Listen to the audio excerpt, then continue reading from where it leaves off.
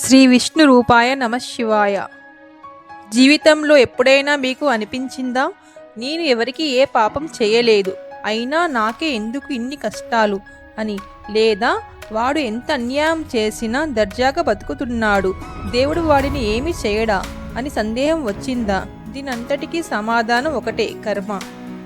కానీ కర్మ అంటే కేవలం శిక్ష మాత్రమే కాదు, మన తలరాతను మనమే ఎలా రాసుకుంటామో చెప్పేదే ఈ కర్మ సిద్ధాంతం.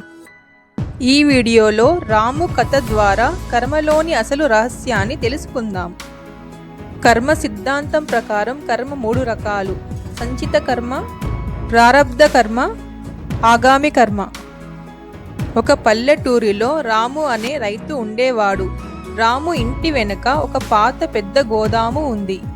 ఒక్కసారి ఆ గోదాము తలుపులు తెరిచి చూస్తే లోపల వేల కొద్దీ బియ్యం బస్తాలు నిల్వ ఉన్నాయి. ఈ బస్తాలన్నీ రాము ఈ ఒక్క ఏడాదిలో పండించినవి కావు, గత కొన్ని సంవత్సరాలుగా కష్టపడి కూడబెట్టిన పంట అది. దీన్నే మన శాస్త్రం సంచిత కర్మ అంటుంది. అంటే మన గత అనేక జన్మల్లో చేసిన పాప పుణ్యాలు మొత్తం రాసి ఆ గోదాము లాంటిది. ఇది మన ఫిక్స్డ్ డిపాజిట్ లాంటిది, దాన్ని మనం ఇప్పుడే మార్చలేము. ఇప్పుడు రాముకి ఆకలి వేసింది అనుకోండి, ఆ గోదాములో ఉన్న 100 బస్తాలను ఒకేసారి తినలేడు కదా. అందుకే అందులో నుంచి ఈ పూటకి సరిపడా ఒక చిన్న సంచి బియ్యం మాత్రమే బయటకు తీశాడు. దాన్ని వండుకొని ఇప్పుడు తింటున్నాడు. దీన్నే ప్రారబ్ధ కర్మ అంటారు. అంటే ఆ పెద్ద కర్మ మూటలో నుంచి ఈ ఒక్క జన్మలో అనుభవించడానికి దేవుడు మనకు ఇచ్చిన చిన్న వాటానే ఇది. ఇక్కడే అసలు విషయం ఉంది.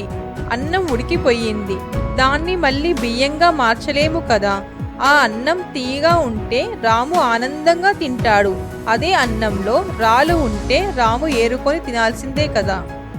మన జీవితం కూడా అంతే. మన పుట్టిన కుటుంబం, మన రూపం, మనకు వచ్చే ఆకస్మిక కష్టాలు అన్నీ ఉడికిన అన్నం లాంటివే.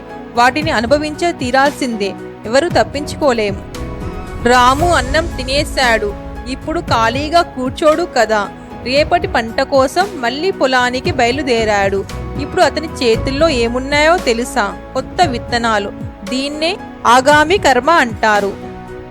ఇక్కడే భగవంతుడు మన చేతుల్లో ఒక అద్భుతమైన శక్తిని పెట్టాడు, అదే స్వేచ్ఛ.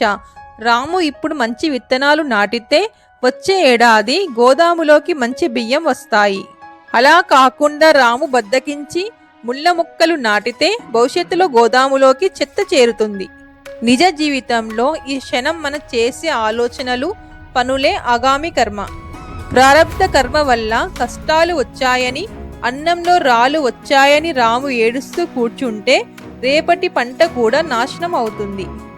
అలా కాకుండా ఆ కష్టాన్ని ఓర్చుకుంటూ మంచి పనులు చేస్తే రాము భవిష్యత్తు బంగారం అవుతుంది.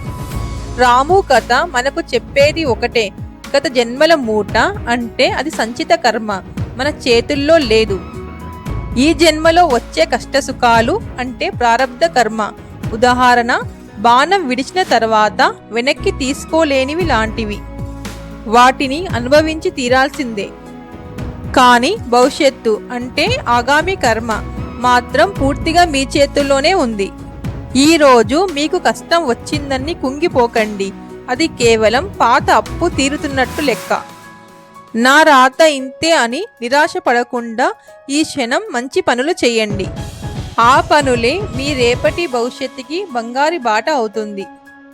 కర్మ సిద్ధాంతం మనల్ని భయపెట్టడానికి కాదు, నీ జీవితానికి శిల్పివి నువ్వే అని గుర్తు చేయడానికి. ఆలోచించండి, ఆచరించండి.